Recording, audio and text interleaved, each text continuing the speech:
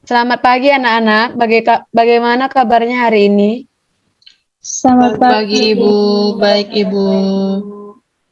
Baik, buat kalian yang tidak memiliki masalah jaringan, silakan menyalakan kamera.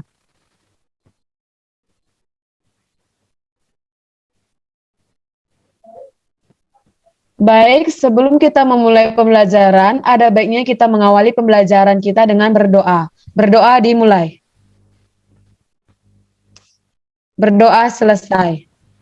Baik, terima kasih. Jadi hari ini kita akan belajar tentang teks prosedur. Sebelum itu, Ibu yang bertanya terlebih dahulu, siapa di antara kalian yang pernah ke ATM?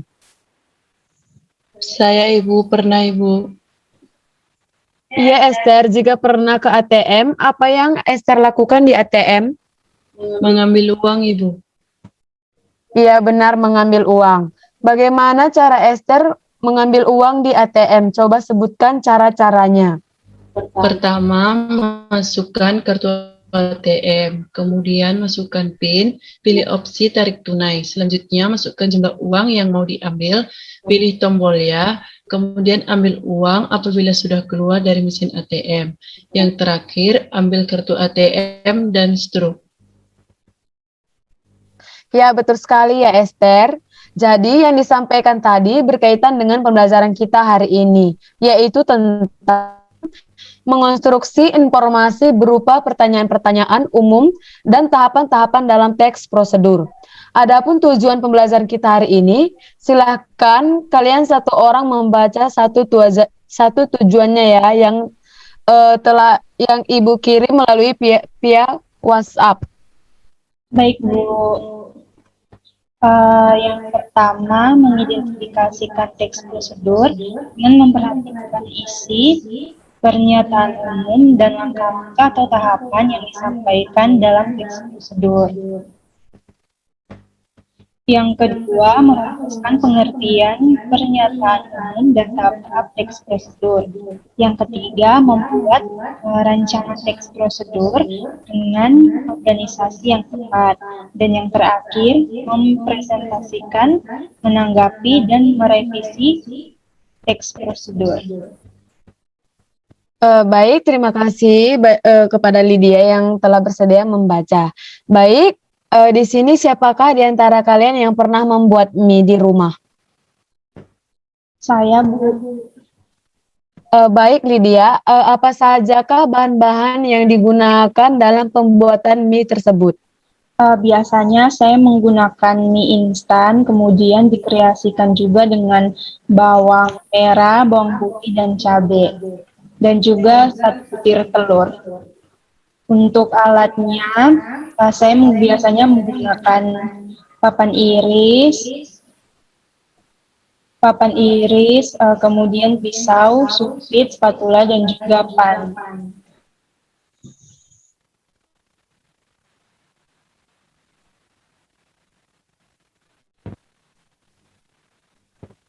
Baik, kalau begitu, ada berapa tahap dalam pembuatan mie? Siapa yang tahu? Saya, Bu. Silakan Ya, sebutkan tahapannya. yaitu ada 5 tahap. Yang pertama itu iris-iris bawang merah, bawang putih, dan cabai. Kedua, masukkan air secukupnya ke dalam pan, tunggu hingga air mendidih. Setelah airnya mendidih, masukkan 2 bungkus mie. Setelah mie-nya masak, angkat dan tiriskan airnya. Selanjutnya, panaskan mie gorengnya secukupnya. Masukkan telur, kemudian diorak-arik. Masukkan irisan bawang dan cabai yang sudah diiris tipis sebelumnya. Kemudian, masukkan mie dan bumbu instannya. Terakhir, setelah semua sudah tercampur rata, angkat dan mie goreng siap untuk dihidangkan, Bu. Wah, luar biasa sekali ya. Nah, selanjutnya kalian silahkan mencari struktur dari teks prosedur tersebut. Baik, Bu. Baik, Bu. Baik, Ibu akan memberikan waktu kepada kalian selama 20 menit untuk mencari jawabannya.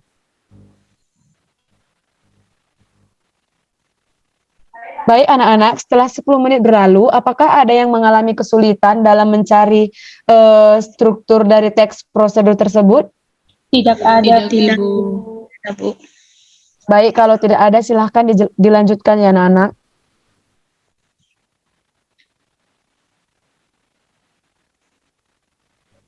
Baik anak-anak, waktu kalian menjawab sudah habis. Sekarang mari bersama-sama kita melihat apa saja struktur dari teks prosedur. Jadi ada berapakah struktur teks prosedur tersebut? Ayo siapa yang bisa menjawab? Baik, Ibu persilahkan. Itu ada 4, Bu. Yang pertama itu. Iya, iya betul sekali. Silakan sebutkan keempat struktur tersebut. Baik, yang pertama itu tujuan. Berisi hal yang ingin dilakukan. Nah, tujuan teks prosedur ini disesuaikan dengan jenis teksnya ya. Bisa untuk menggunakan suatu alat, membuat makanan, minuman, kerajinan, atau melakukan sesuatu. Yang kedua, alat dan bahan. Isinya tentu membuat segala alat dan bahan yang diperlukan. Bedanya alat dan bahan itu apa? Kalau alat-alat itu berkaitan dengan benda yang tidak akan habis atau berkurang ketika kita pakai. Misalnya, alat yang digunakan untuk memasak ada wajan, pisau, talenan, mangkok, dan sebagainya. Sementara itu, bahan-bahan merupakan sesuatu yang akan berkurang atau habis ketika dipakai. Misalnya, bahan yang digunakan untuk membuat roti, berarti ada tepung terigu, gula, garam, mentega, telur, dan sebagainya.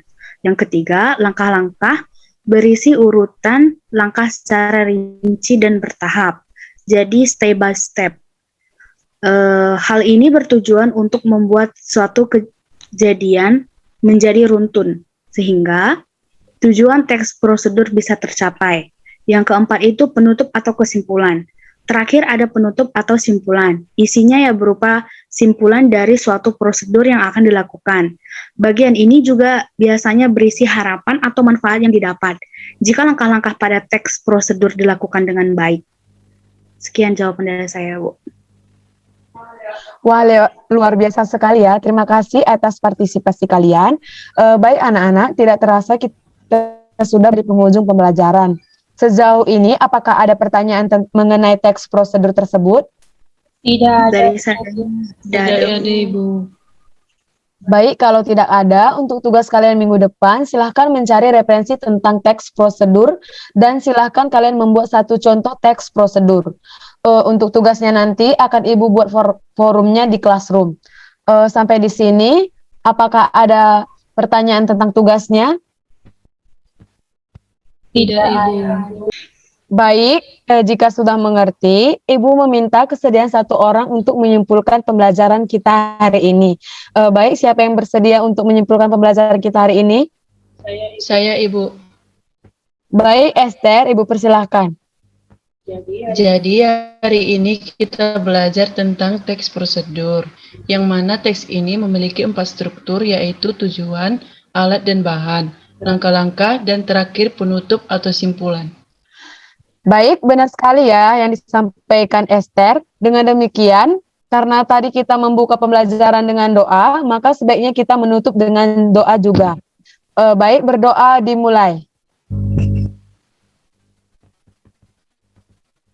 Berdoa selesai.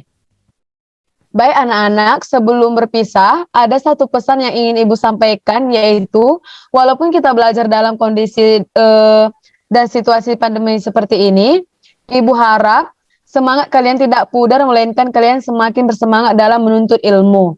Demikian pertemuan kita hari ini. Ibu ucapkan terima kasih, tetap semangat, dan salam sehat untuk kita semua. Baik, Ibu. Terima kasih, Ibu. Banyak.